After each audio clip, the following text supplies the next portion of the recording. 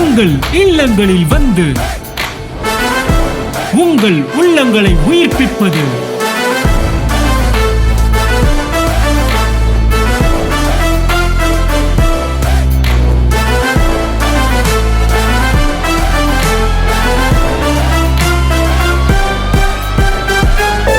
உங்கள் channel DJ.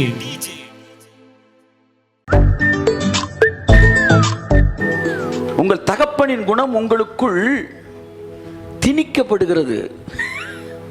Very important thing. அப்படிதான் கிருபைக்குள் வரும்போது உங்கள் தகப்பனின் குணம் உங்களுக்குள் திணிக்கப்படுகிறது.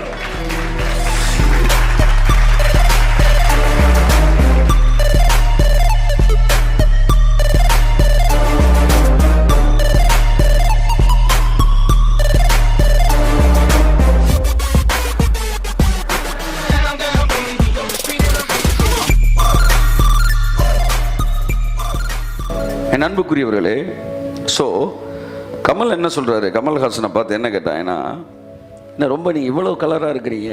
அதுக்கு அவர் சொன்னது, இதில் என்னோட பங்கு ஒன்றுமே இல்லையே, இது எங்கள் அம்மாவும் அப்பாவும் போட்ட பிச்சை அப்படின்னாரு. மிக முக்கியமான ஒரு விஷயம் இங்கு கவனிக்கப்பட வேண்டியதாக இருக்கிறது. ஒரு மனுஷனுடைய நிறம் அவன் நினச்சி வர்றதில்லை, அது வித்து தீர்மானிக்கிறது. நீங்கள் விரும்பினாலும் நீங்கள் விரும்பாவிட்டாலும் உங்கள் வாழ்க்கையின் பல விஷயங்களை உங்கள் வித்து தான் தீர்மானிக்கிறது. அது உங்கள் மீது திணிக்கப்படுகிறது. உங்கள் முயற்சியே இன்றி உங்களுக்கு ஒன்று கிடைக்குது. டாக்டர் கமல்ஹாசன் சொல்றாரு, என் முயற்சியே இல்லாமல் எனக்கு இது கிடைச்சிருக்குன்னு. ஆமாம், நம்ம ஊரில் நிறைய பேர் ஃபேரனில் வெளி போட்டு தான் இருக்காங்க. ஒன்றும் ஒர்க் அவுட் ஆக மாட்டேன்ட்டு. நமக்கு கோச்சரையிலேருந்து தண்ணி வருது குளிக்கிறதுக்கு, ஆனால் நம்ம நேரம் அப்படியே தான் இருக்குது. ஆனால் உப்பு தண்ணியெலாம் குளிக்கிறாங்க. அந்த உப்பு தண்ணியில் கை கழுவே மாட்டேன் நான், சீரியஸாக. ஏன்னா கை கழுவிட்டு வச்சோம்னா உப்பாக இருக்கும், அதனால் திரும்ப நல்லதில்லை கழுவிட்டு தான் சாப்பிட உட்காருவேன். ஆனால் அவங்க அதில் தான் டெய்லி குளிக்கிறாங்க, ஒரு மாற்றமும் இல்லை. இப்போ இதன் அடிப்படையில் தான் இன்றைக்கி செய்தியை தொடங்க போகிறேன் நான். கையை தட்டுக்காரு. ஒருத்தர் எவ்வளவு பார்த்து வேலை பார்த்தாலும் அவன்கிட்ட ஒரு மாற்றம் இல்லை. ஒருத்தர் என்னதான் கேஷுவலாக இருந்தாலும் அந்த வித்து பாருங்க, அது அப்படியே ஸ்டெட் ஃபாஸ்ட்டாக நிற்குது. அதிசயத்துக்கு போனாலே ஒரு பெரிய அதிசயம் நடந்துடும் எல்லார் ஸ்கின்லேயும். இல்லை, என்ன சொல்ல வருகிறேன் என்றால், வித்து ஒன்றை நிர்ணயிக்கிறது. ஆமேன். ரோஸ்லினோட வந்து வித்து. இப்போ ஓகே, உங்கள் முயற்சியின்றி எதற்காக வித்து சீடு அப்படின்னு ஒன்று பார்க்குறோம் அப்படின்னு நான் சொல்ல வரேன். கிருபை என்பது உங்கள் முயற்சி இல்லாமல் கிடைப்பது. உங்கள் வாழ்க்கையில் குணம், அழகு, ஞானம், உங்களுடைய ஹைட்டு, வெயிட்டு, பல விஷயங்கள், அந்த வாட் இஸ் தட் அந்த இன்னர் ஸ்ட்ரக்சர், இது நீங்கள் நிர்ணயிக்கலை, அந்த வித்து தான் நிர்ணயிக்குது.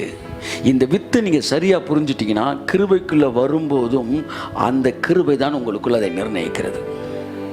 வித்து எப்படி எனக்குள்ளே நிர்ணயிக்குதோ அதே மாதிரி தான் கிருபை நிர்ணயிக்குது. இதில் ஒரு மிகப்பெரிய சத்தியம் இருக்கிறது.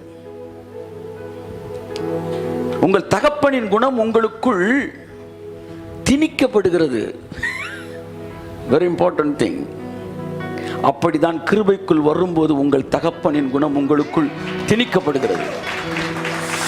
இது பிராக்டிஸ் பண்ணி வர்றதில்லை, இது ஸ்பான்டேனியஸா வர்றது. In Christ the characters is like a fountain. good characters, spontaneous output. இங்க கட்டுப்பாடு இருக்காது, ஆனா ஒரு அதிகாரம், சர்வாதிகாரம் இருக்கும். எங்க அப்பாவோட கேரக்டர் எனக்குள்ள திணிக்கப்பட்டிருக்கு. நான் விடுதலையாகவே இருப்பேன், நான் அடிமையாகவே இருப்பேன். எப்படி? நான் வெளியூரில் போய் விடுதலையாக இருப்பேன், ஆனாலும் வித்துக்கு நான் அடிமையாக இருப்பேன். உங்கள் அப்பா கோவப்படுறவர்னா, நீங்கள் உங்கள் அப்பா விட்டு எவ்வளோ தூரம் போனாலும் நீங்கள் அங்கே போய் கோவப்படத்தான் செய்வீங்க. நீ விடுதலையாக இருக்கீங்களா? விடுதலையாக இருக்கேன். ஆனால் நீ அடிமையாக இருக்கீங்களா? அடிமையாக இருக்கீங்க. கையை தட்டி.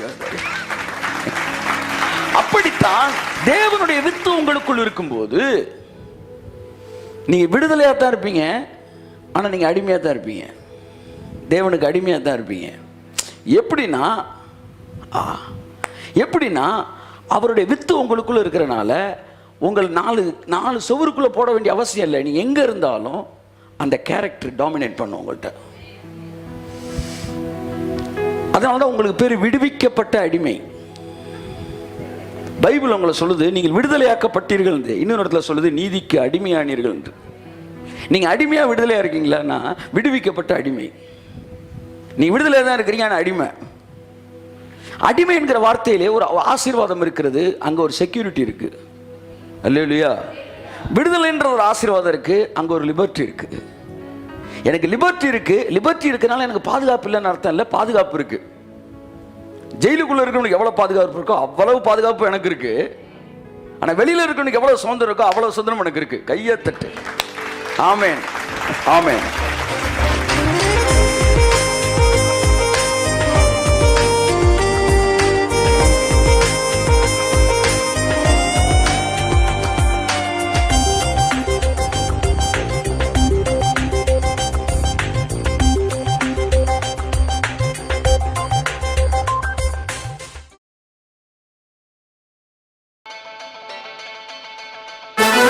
உங்கள் இல்லங்களில் வந்து உங்கள் உள்ளங்களை உயிர்ப்பிப்பது